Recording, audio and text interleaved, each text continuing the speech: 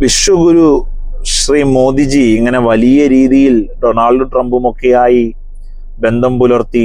നിങ്ങൾ ശ്രദ്ധിച്ചിട്ടുണ്ടോ ഈ മോദി ട്രംപിന്റെ സമയത്തെ കൂടിക്കാഴ്ചയുടെയൊക്കെ സമയത്ത് മോദി കാണിക്കുന്ന ഒരു ബോഡി ലാംഗ്വേജ് ഉണ്ട്.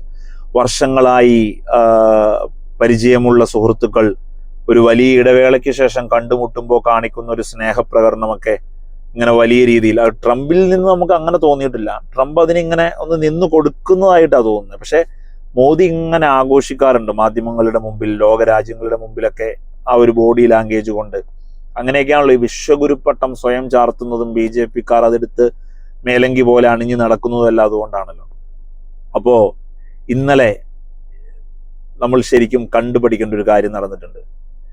GCC സന്ദർശനവുമായി ഡൊണാൾഡ് ട്രംപ് സൗദിയിൽ റിയാദിലൊക്കെ പല മീറ്റിങ്ങുകളിലൊക്കെ പങ്കെടുത്തു.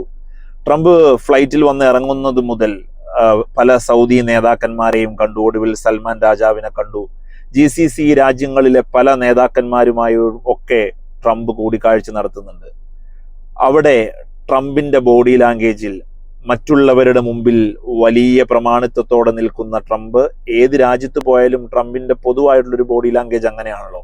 പക്ഷെ കുറേം കൂടെയൊക്കെ ഒരു കൺസീവ് ചെയ്യുന്ന, മറ്റുള്ളവരെ കൂടി കേൾക്കുന്ന രീതിയിൽ, മറ്റുള്ളവർക്ക് കൂടി ഇവിടെ കേൾക്കാൻ കൂടിയാണ് ഞാൻ വന്നിരിക്കുന്നത് എന്നുള്ള ഒരു രീതിയിലുള്ളൊരു ബോഡി ലാംഗ്വേജ് ആദ്യമായി ട്രംപിൽ നിന്നുണ്ടാവുന്നത് ഇന്നലെ പല വീഡിയോകൾ മാധ്യമങ്ങളിലൂടെ പുറത്തു വന്നപ്പോൾ കാണുകയുണ്ടായി. സൽമാൻ രാജാവിൻ്റെ ഒരു നിലപാടിന്റെ ശക്തി കൂടി. സിറിയയിൽ ഉപരോധം അവസാനിപ്പിക്കണം എന്ന് പറയുന്നു. സിറിയയിൽ പ്രധാനമന്ത്രിയെ ട്രംപ് കാണുന്നു.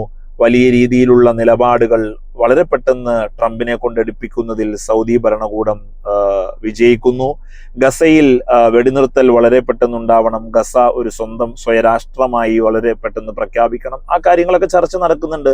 എത്രമേൽ എളുപ്പത്തിൽ അത് സാധിക്കുമെന്നറിയില്ല. എങ്കിൽ കൂടി വലിയ സാമ്പത്തിക ശക്തിയാണ് സൗദി എന്നിരിക്കെ, ചൈന സൗദിയിൽ കണ്ണു നട്ടിരിക്കുമ്പോൾ സൗദി ഇങ്ങനെ ചൈനയിലേക്ക് ചേർന്ന് നിൽക്കാൻ ഒരുങ്ങുന്ന സാഹചര്യത്തിൽ അത് വേണ്ട. ലോകത്ത് മുഴുവൻ സ്വീകാര്യത കുറഞ്ഞുകൊണ്ടിരിക്കുന്ന ട്രംപ് സൗദിയെ ചേർത്ത് നിർത്തി പുതിയ നയങ്ങൾ, പുതിയ രൂപീകരണങ്ങളൊക്കെ ഉണ്ടാക്കാൻ പോകുന്നതിന്റെ ഭാഗമായാണ് ഈ പ്രത്യേക തരത്തിലുള്ള ബോഡി ലാംഗ്വേജുകളും പ്രത്യേക തരത്തിലുള്ള വലിയ പെട്ടെന്നുണ്ടാവുന്ന തീരുമാനങ്ങളും എന്ന് നമുക്കെല്ലാവർക്കും അറിയാം. രാഷ്ട്രീയത്തെ നോക്കിക്കാണുന്ന എല്ലാവർക്കും മനസ്സിലാവുന്ന കാര്യമാണ്. ഇവിടെയാണ് ഇന്ത്യയുടെ നിലപാട് പണയം വെക്കുന്ന വിശ്വഗുരു പ്രധാനമന്ത്രി മോഡിയെ നമ്മളൊന്ന് കമ്പയർ ചെയ്യേണ്ടത്. ഇതിന് 2014 മുമ്പും ഇവിടെ പ്രധാനമന്ത്രിമാരുണ്ടായിരുന്നു. 2014 മുമ്പും ഇന്ത്യ ഉണ്ടായിരുന്നു. അമേരിക്കയിൽ പോയി സന്ദർശനം നടത്തുന്ന, അമേരിക്കയുടെ മുമ്പിൽ നിലപാടുകൾ പറയുന്ന, ലോകരാജ്യത്തിന് മുമ്പിൽ ഇന്ത്യയുടെ നിലപാട് എന്നും ഉറക്കെ പറഞ്ഞ പ്രധാനമന്ത്രിമാരുണ്ടായിരുന്നു. BJP RSS പറയുന്നത് പോലെ 2014 ശേഷം മാത്രം നിർമ്മിക്കപ്പെട്ട ഒന്നല്ല ഇന്ത്യ. അതിനുശേഷം നമ്മൾ കണ്ടുകൊണ്ടിരിക്കുന്നതല്ല ശരിക്കും ഇന്ത്യ. അവർ പറയുമ്പോൾ ഇന്ത്യയുടെ നിർമ്മിതി യഥാർത്ഥ രീതിയിൽ നടക്കുന്നത് 2014 ശേഷമാണ്. പക്ഷേ 2014 ശേഷം നടക്കുന്നത് യഥാർത്ഥ ഇന്ത്യയുടെ തെറ്റായ നിർമ്മിതിയാണ് എന്ന് നമുക്ക് എല്ലാവർക്കും അറിയാവുന്ന കാര്യവുമാണ്. അപ്പോ ഈ മോദി ട്രംപിന്റെ മുമ്പിൽ വെക്കുന്ന അതിവിധേയ സൗഹൃദമുണ്ടല്ലോ, അത് വലിയ രീതിയിൽ ഇങ്ങനെ BJP-ക്കാർ കൊട്ടിഘോഷിച്ച് വിശ്വഗുരു പട്ടം ചാർത്തി കൊടുത്തിട്ടുമുണ്ട്. ഇന്ത്യയുടെ നിലപാട് പറയാൻ മോദി എന്നൊക്കെ മടിച്ചിട്ടുണ്ടോ, അത് ഇന്ത്യയുടെ ഒരു മുഴുവൻ അന്തസ്സിനെയാണ് കളങ്കം വരുത്തുന്നത് എന്ന് നമുക്ക് എല്ലാവർക്കും അറിയാം. നോക്കൂ, ഇപ്പോൾ ഒടുവിൽ വെടിനിർത്തൽ പ്രഖ്യാപിക്കാൻ പോലും പാകിസ്ഥാന് മേൽ 100% അപ്പർ ഹാൻഡിൽ നിന്ന ഒരു രാജ്യമാണ് ഇന്ത്യ എന്നുള്ളപ്പോൾ തന്നെ വളരെ മോശമായി ട്രംപിനെ കൊണ്ട് വെടിനിർത്തൽ പ്രഖ്യാപിച്ച് ഇന്ത്യ ഇങ്ങനെ വലിയ രീതിയിൽ ഒരു ലോകരാജ്യങ്ങളുടെ മുമ്പിൽ ചോദ്യചിഹ്നമായി നിൽക്കുന്നൊരവസ്ഥയുണ്ട്. ഇന്ത്യയിൽ തന്നെ സർവകക്ഷി യോഗം വിളിച്ചു. യുദ്ധവുമായി ബന്ധപ്പെട്ട് 2 യോഗത്തിലും മോദി പങ്കെടുത്തില്ല എന്ന് മാത്രമല്ല, കഴിഞ്ഞ ദിവസം രാജ്യത്തെ അഭിസംബോധന ചെയ്തപ്പോഴൊന്നും എന്തിനു ട്രംപ് ഇത് ഡിക്ലെയർ ചെയ്തു ഈ സീസ് ഫയർ എന്നുള്ള കാര്യത്തിൽ ഒന്നും തന്നെ ഒരു വ്യക്തമായ ഉത്തരം നൽകാൻ പ്രധാനമന്ത്രിക്ക് ആയിട്ടില്ല. അവസാനിപ്പിക്കണം ഈ അതിവിധേയ സൗഹൃദം അമേരിക്കയുമായി വെച്ച് പുലർത്തുന്നത്. ഇന്ത്യയുടെ നിലപാടുകൾ ഉറക്കെ പറഞ്ഞാലും, ഇന്ത്യയുടെ നിലപാടുകൾ പറയേണ്ടടുത്ത് പറയുന്ന പോലെ പറഞ്ഞാലും ഇന്ത്യക്ക് കിട്ടേണ്ടത് ഇന്ത്യക്ക് കിട്ടും.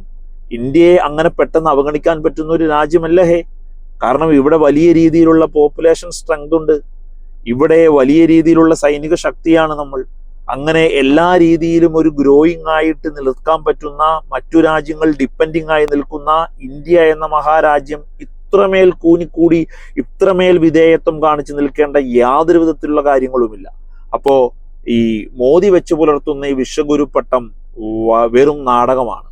യഥാർത്ഥത്തിൽ അമേരിക്കൻ പ്രസിഡന്റ് വരുമ്പോ നട്ടല്ലോടെ നെഞ്ചുറപ്പോടെ നിവർന്നു നിന്ന് കാര്യങ്ങൾ പറഞ്ഞ് എങ്ങനെ സാധിപ്പിച്ചെടുക്കാമെന്ന് സൗദി ഭരണകൂടത്തെ കണ്ട് ഇനിയെങ്കിലും മോദി പഠിച്ചാൽ കൊള്ളാം. വെറുതെ ഇങ്ങനെ വിശ്വഗുരുവാണ്, എൻ്റെ ഫ്രണ്ടാണ്, മേരാ ഫ്രണ്ട് എന്ന് പറഞ്ഞ് ഇങ്ങനെ അലറി വിളിച്ച് നടന്നിട്ട് കാര്യമില്ല. നിങ്ങൾ BJP-ക്കാർ, നിങ്ങൾ ഈ നാട്ടിൽ ജീവിക്കാൻ പറ്റാത്ത അവസരം ഉണ്ടാക്കുന്നു എന്ന് മാത്രമല്ല, നിങ്ങൾ ഇന്ത്യയുടെ അസ്തിത്വത്തെ, ഇന്ത്യയുടെ ചരിത്രത്തെ, ഇന്ത്യയുടെ മഹത്തായ ലോകരാഷ്ട്രങ്ങൾക്ക് മുമ്പിലുള്ള സ്വീകാര്യതയെ കൂടിയാണ് നശിപ്പിച്ചുകൊണ്ടിരിക്കുന്നത് എന്ന് ഓർക്കുക.